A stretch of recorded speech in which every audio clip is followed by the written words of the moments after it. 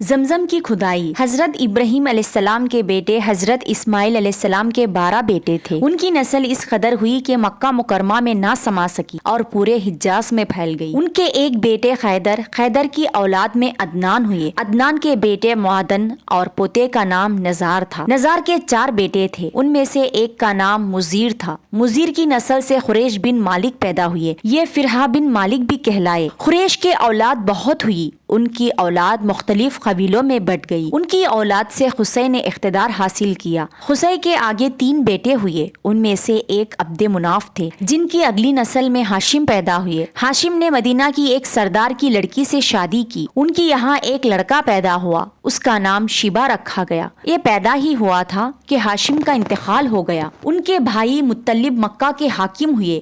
ہاشم کا بیٹا مدینہ منورہ میں پرورش پاتا رہا۔ جب مطلب کو معلوم ہو گیا کہ وہ جوان ہو گیا تو بھتیجے کو لینے کے لیے خود مدینہ گئے۔ اسے لے کر مکہ پہنچے تو لوگوں نے خیال کیا یہ نوجوان ان کا غلام ہے۔ مطلب نے لوگوں کو بتایا یہ ہاشم کا بیٹا اور میرا بھتیجا ہے۔ اس کے باوجود بھی لوگوں نے اسے مطلب کا غلام ہی کہنا شروع کر دیا۔ اسی طرح شیبہ کو عبد المطلب کہا جانے لگا۔ انہیں عبد المطلب کی یہاں ابو طالب، حمزہ، عباس، عبداللہ، ابو لہب، حارث، زبیر، زرار اور عبد الرحمن پیدا ہوئے۔ ان کے بیٹے عبداللہ سے ہمارے نبی حضرت محمد مصطفیٰ صلی اللہ علیہ وسلم پیدا ہوئے۔ عبد المطلب کے تمام بیٹوں میں حضرت عبداللہ سب سے زیادہ خوبصورت اور سب سے زیادہ پاک دامن تھے۔ عبد المطلب کو خواب میں زمزم کا کنواں کھودنے کا حکم دیا گیا، یعنی حضرت اسماعیل علیہ السلام کے اس کنویں کو قبیلے جرہم کے سردار مزاز نے پاٹ دیا تھا۔ قبیلے جرہم کے لوگ اس زمانے میں مکہ کے سردار تھے، بیت اللہ کے نگران تھے۔ انہوں نے بیت اللہ کی بے حرمتی شروع کر دی۔ ان کا سردار مزاز بن عمرو تھا، وہ اچھا آدمی تھا۔ اس نے اپنے قبیلے کو سمجھایا کہ بیت اللہ کی بے حرمتی نہ کرو، مگر ان پر اثر نہ ہوا۔ جب مزاز نے یہ دیکھا کہ ان پر کوئی اثر نہ ہوتا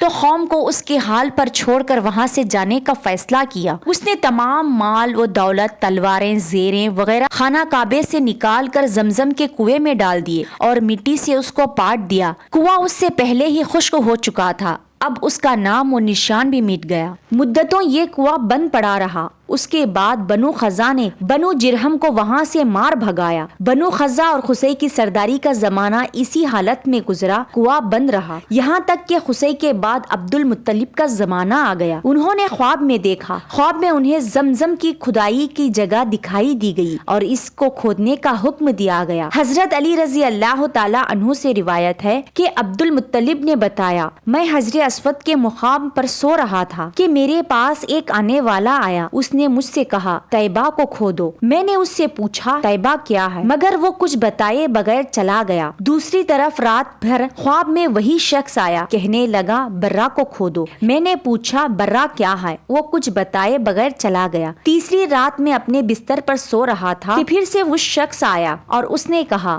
مجنونہ کو کھودو۔ میں نے پوچھا مجنونہ کیا ہے، وہ بتائے بغیر چلا گیا۔ اس سے اگلی رات میں پھر سے بستر پر سو رہا تھا کہ وہی شخص پھر سے آیا اور بولا زمزم کو کھودو۔ میں نے اس سے پوچھا زمزم کیا ہے، اس بار اس نے کہا زمزم وہ ہے جس کا پانی کبھی ختم نہیں ہوتا، جو حاجیوں کے بڑے بڑے مجموعوں کو سیراب کراتا ہے۔ عبد المطلب کہتے ہیں میں نے اس سے پوچھا یہ کنواں کس جگہ پر ہے، اس نے بتایا جہاں گندگی اور خون پڑا ہے اور کوا ٹھونگے مار رہا ہے۔ دوسرے دن عبد المطلب اپنے بیٹے حارث کے ساتھ وہاں گئے۔ اس وقت ان کی یہاں ہی ایک لڑکا تھا، انہوں نے دیکھا وہاں گندگی اور خون پڑا تھا اور ایک کوا ٹھونگے مار رہا تھا۔ اس جگہ کے دونوں طرف بت موجود تھے اور یہ گندگی اور خون دراصل ان بتوں پر قربانی کیے جانے والے جانوروں کا تھا۔ پوری نشانیاں مل گئی تو عبد المطلب کدال لے آئے اور کھدائی کے لیے تیار ہو گئے، لیکن اس وقت قریش وہاں آ پہنچے۔ انہوں نے کہا اللہ کی قسم ہم تمہیں یہاں کھدائی نہیں کرنے دیں گے، تم ہمارے ان بتوں کے درمیان کنواں کھودنا چاہتے ہو جہاں ہم ان کے لیے قربانیاں کرتے ہیں۔ عبد المطلب نے ان کی بات سن کر اپنے بیٹے حارث سے کہا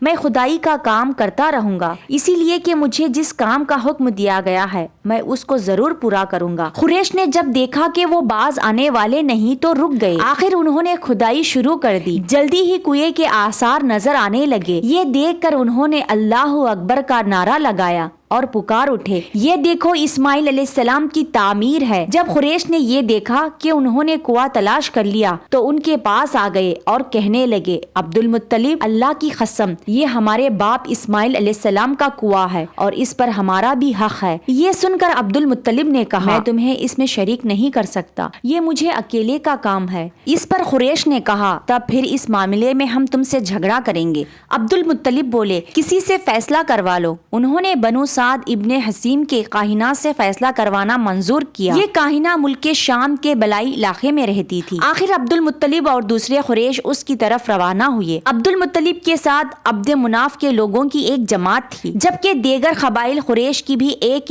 جماعت ساتھ تھی۔ اس زمانے میں ملک حجاز اور شام کے درمیان ایک بیابان میدان تھا، وہاں کہیں بھی پانی نہیں تھا۔ اس میدان میں ان کا پانی ختم ہو گیا، سب لوگ پیاس سے بے حال ہو گئے، یہاں تک کہ انہیں اپنی موت کا یقین ہو گیا۔ انہوں نے قریش کے دوسرے لوگوں سے پانی مانگا، لیکن انہوں نے پانی دینے سے انکار کر دیا۔ اب انہوں نے ادھر ادھر پانی تلاش کرنے کا ارادہ کیا۔ عبد المطلب اٹھ کر اپنی سواری کے پاس آئے، جو ہی ان کی سواری اٹھی اس کے پاؤں کے نیچے سے پانی کا چشمہ ابل پڑا۔ انہوں نے پانی کو دیکھ کر اللہ اکبر کا نعرہ لگایا۔ پھر عبد المطلب سواری سے اتر آئے، سب نے خوب سیر ہو کر پانی پیا اور اپنے مشکی سے بھی بھر لیے۔ اب انہوں نے قریش کی دوسری جماعت سے کہا، آؤ تم بھی سیر ہو کر پانی پی لو۔ اب وہ بھی آ گئے اور خوب پانی پیا۔ پانی پینے کے بعد وہ بولے، اللہ کی قسم، اے عبد المطلب، یہ تو تمہارے حق میں فیصلہ ہو گیا۔ اب ہم زمزم کے بارے میں تم سے کبھی جھگڑا نہیں کریں گے۔ جس ذات نے تمہیں اس بیابان میں سیراب کر دیا، وہی ذات تمہیں زمزم سے بھی سیراب کر دے گا، اسی لیے یہی سے واپس چلو۔ اسی طرح قریش نے جان لیا کہ اللہ تعالیٰ عبد المطلب پر مہربان ہے، لہٰذا ان سے جھگڑا سود ہے اور کاہنہ کے پاس جانے کا کوئی فائدہ نہیں۔ چنانچہ سب لوگ واپس لوٹے۔ واپس آ کر عبد المطلب نے پھر کنویں کی کھدائی شروع کی۔ ابھی تھوڑی سی ہی کھدائی کی ہوگی کہ مال، دولت، تلواریں اور زیریں نکل آئی۔ یہ مال و دولت دیکھ کر قریش کے لوگوں کو لالچ نے آ گھیرا۔ انہوں نے عبد المطلب سے کہا، عبد المطلب، اس میں ہمارا بھی حصہ ہے۔ ان کی بات سن کر عبد المطلب نے کہا، نہیں، اس میں تمہارا کوئی حصہ نہیں، تمہیں انصاف کا طریقہ اختیار کرنا چاہیے۔ آؤ 500 کے تیروں سے خرہ ڈالے۔ انہوں نے ایسا کرنا منظور کر لیا۔ 2 تیرے کعبے کے نام سے رکھے گئے، 2 عبد المطلب کے اور 2 قریش کے، باقی لوگوں کے نام کے 500 پھینکا گیا تو مال اور دولت کعبے کے نام نکلے،